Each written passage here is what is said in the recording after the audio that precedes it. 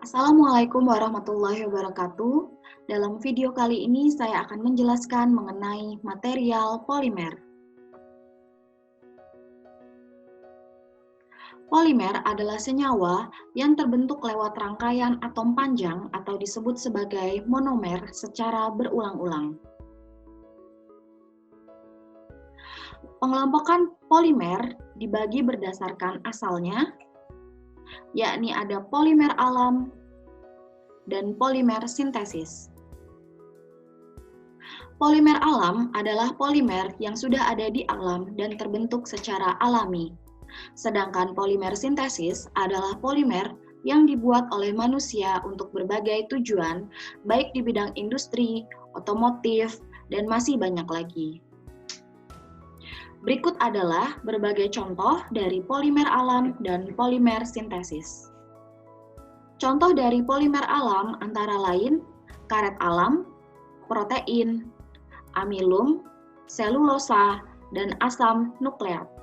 Sedangkan contoh dari polimer sintesis antara lain polietilena, polipropilena, polistirena, PVC, dan PTFE atau Teflon.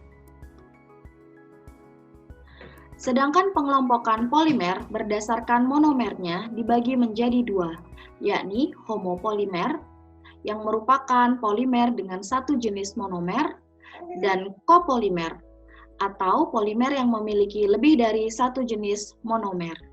Contoh dari homopolimer antara lain polietena, PVC, Teflon, dan karet alam.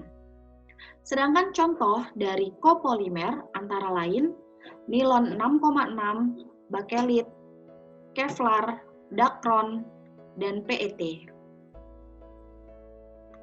Kemudian pengelompokan polimer berdasarkan sifatnya dibagi menjadi dua, yakni termoplastik dan termoset. Tabel berikut menunjukkan perbedaan antara keduanya. Termoplastik adalah plastik yang dapat berubah bentuk dengan mudah pada pemanasan dan bisa ditekuk dengan mudah. Termoplastik adalah jenis plastik yang dapat didaur ulang, yaitu jika dipanaskan lagi memiliki sifat plastis sehingga dapat dicetak lagi.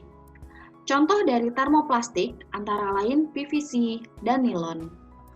PVC adalah polimer yang tersusun atas monomer vinyl klorida. PVC bersifat lebih tahan panas dan lebih kuat dibandingkan polietilena. PVC banyak digunakan untuk pakaian, pipa, dan insulasi kabel listrik. Sedangkan nilon adalah polimer yang tersusun atas heksametilendiamina dengan asam adipat melalui polimerisasi kondensasi. Nilon adalah nama yang diberikan pada sekelompok polimer sintesis yang terkenal dengan sebutan poliamida.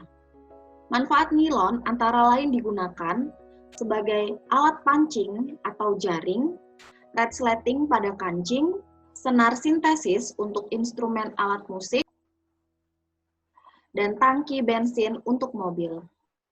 Berikutnya saya akan menjelaskan mengenai termoset. Termoset adalah jenis plastik yang ketika dibentuk sekali tidak dapat kembali ke bentuk semula. Termoset apabila dipanaskan akan langsung mengeras dan menjadi arang, sehingga tidak dapat didaur ulang. Contoh pertama dari termoset adalah bakelit. Bakelit adalah polimer turunan yang tersusun atas fenol dan formaldehid. Bakelit merupakan jenis plastik termosetting yang tahan terhadap guncangan, keras, namun ringan.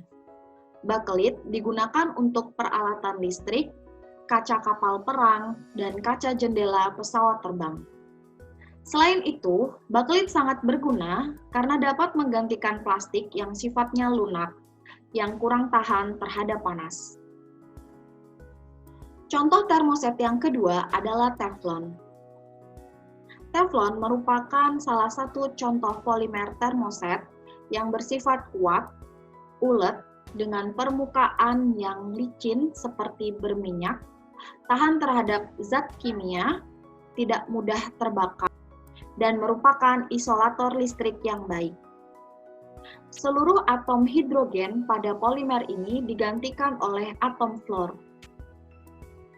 Polimer ini memiliki monomer, yakni tetrafluoroetilena. Teflon banyak digunakan sebagai material yang tahan terhadap panas.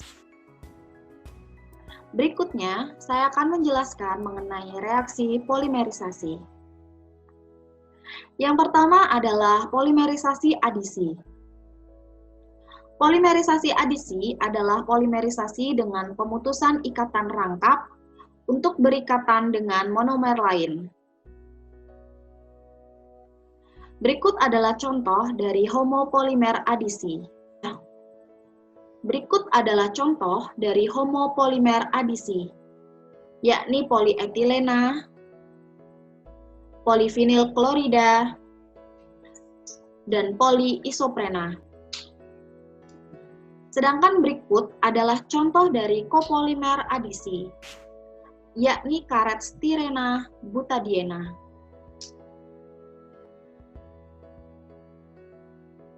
Selanjutnya, berikut merupakan contoh lain dari homopolimer adisi, yakni neoprena, teflon, orlon, dan plexiglass.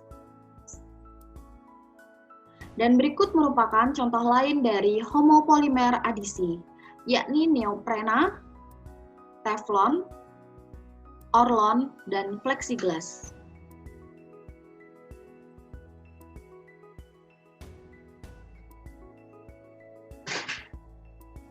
Reaksi polimerisasi berikutnya adalah polimerisasi kondensasi. Polimerisasi kondensasi adalah polimerisasi dengan pelepasan molekul kecil dari gugus reaktif. Berikut merupakan contoh dari homopolimer kondensasi, yakni polisakarida dan protein. Sedangkan berikut merupakan contoh dari copolimer kondensasi, yakni nilon 6,6 dan bakelit. Selain itu, berikut adalah contoh lain dari copolimer kondensasi, yakni Kevlar dan Dacron. Tabel yang pertama menunjukkan polimer yang merupakan biomolekul, yakni karbohidrat, protein, dan asam nukleat. Sedangkan tabel yang kedua adalah tabel yang menunjukkan polimer yang merupakan karet alam dan sintesis. Selanjutnya pada tabel kedua menunjukkan polimer yang merupakan jenis karet alam dan sintesis, yakni poliisoprena, polibutadiena, neoprena, dan SBR.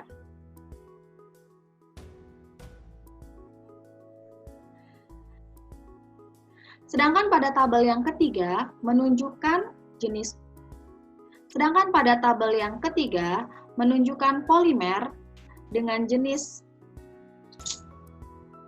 sedangkan tabel yang ketiga menunjukkan polimer yang merupakan plastik, serat sintesis, dan lain-lain, yakni polietilena, polipropilena, polistirena, polietilena tereftalat, polivinyl klorida, teflon, orlon, akrilat, nilon 6,6, bakelit, Kevlar, dan Dacron.